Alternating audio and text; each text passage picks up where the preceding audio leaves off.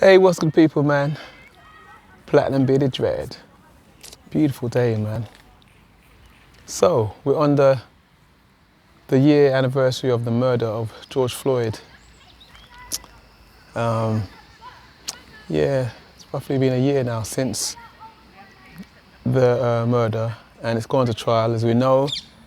And those racist cops that murdered George Floyd, at least one of them, has been found guilty and has been sentenced. I'm not quite sure what the sentence is yet, if we've been given that information, but I put a post out about a year ago saying, talking about the whole thing, because it sparked the whole Black Lives Matter movement, and you had marches all around the world, And I said at the time that Black lives never mattered. But I want to take that back. Based on where we're at now, I want to say, not that Black lives never mattered. Black lives will never matter. Black lives will never matter. And you know why? It's not just based on the fact that how many countless black people have been killed at the hands of racist police, and this one just happened to be filmed. But it still hasn't stopped deaths since then at police hands. And it still hasn't remained the focus of the American government, despite it being on film. And in all honesty, this is really more a matter of the fact that it was filmed, and it's an embarrassment to the police force because the person who perpetrated the murder was caught. So I guess it's just a lesson, but this has got nothing to do with the outright evil and inhumanity of the people that carried out this murder. But it's more a little token pacifier for black people, so the American government and the police force look good before the world. But the reason why I say Black lives will never matter is because when the black people can really understand that, look at the history of America, look how it began. Europeans going into America, invading America, and for the most part, decimating the culture of the Native Americans, killing them off, and taking the land, rewriting history and calling themselves settlers. And they took that through violence and murder and death. And then fast forward, then you had the same people from Europe that took America for themselves, that went into Africa for the most part. Yes, I know there was trade between the two, but for the most part went into Africa and stole people, a whole people, transported them over to America, millions dying in the process, in ships in the Middle Passage, being subjected to the worst documented form of treatment on any human being. We call it slavery, but that's just like a brushstroke of a word, because when you look at what happened to those people, it goes beyond evil. But my point is that America was established on blood, torture, death, violence, whether we're talking Native Americans or blacks. And during all that time was going on, the general population of whites were just doing their own thing, getting on with life.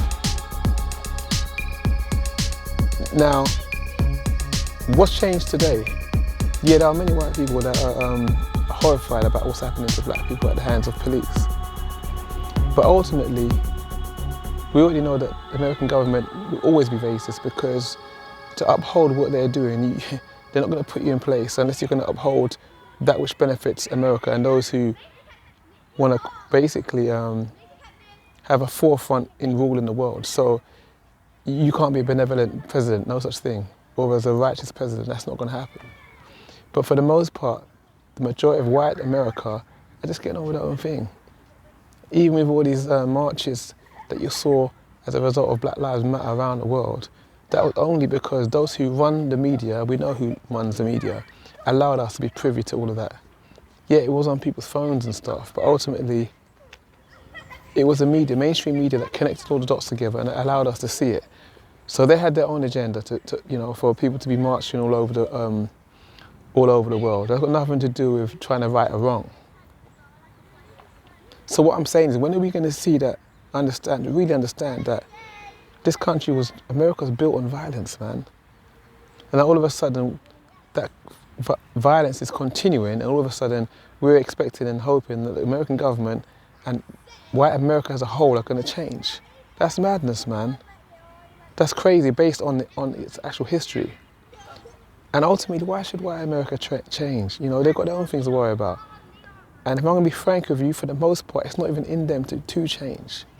It never was then, and it never is now. Remember, I'm not talking about individually, I'm talking about as a people, as a whole, as a nation. It's not in them to change, man.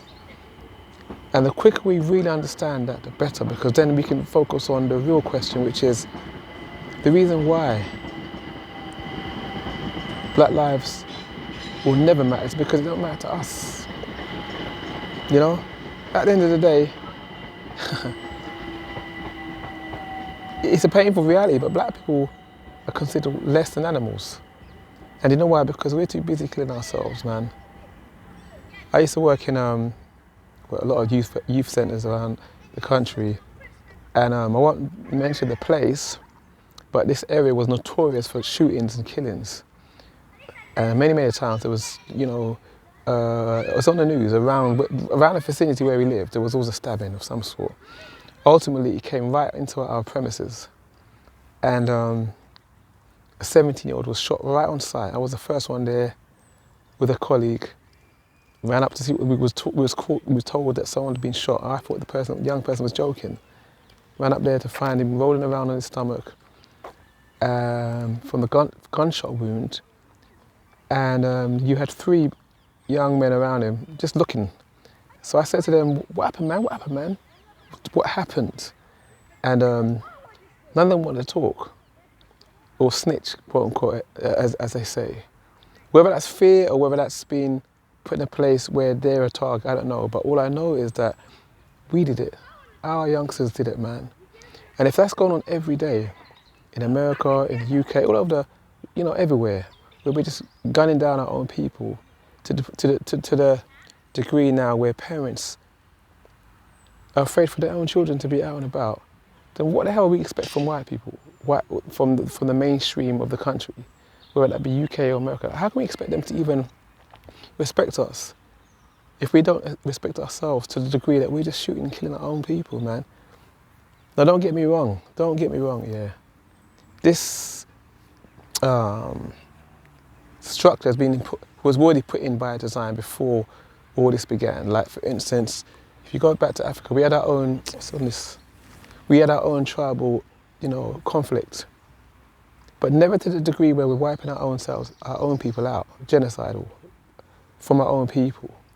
This was put in place hundreds of years ago when the European came and basically destroyed us as a reality in terms of, our own connection to our own gods, our culture. Everything was destroyed to the point where we don't even know who we are anymore. So we were made into, if you like, a Frankenstein, where you just have no sense of who you are. So it was always inevitable that this was going to lead to this. So this is not our nature, it never was. But we can't keep riding that same horse anymore, because now we're potentially putting ourselves in danger to the degree of being extinct. I know that sounds crazy, but it's true. And it's easy to keep blaming them. They've got their own agenda and they're still killing us. But when are we going to turn around and realise that, wait a minute, no one's going to come to save us but us, man. No one's going to come and save us but us. We've had many people telling us the same thing. Malcolm X, Minister Louis Farrakhan, Elijah Muhammad, constantly telling us the same thing, that this man, this beast of a system is designed to kill us. But we can't keep looking to them when only we can save ourselves. Maybe, if we're seen to be one for all and all for one, then the respect will come back. But right now, it's like, if one of our own are killed by one of our own, why should we expect them to, have any sympathy?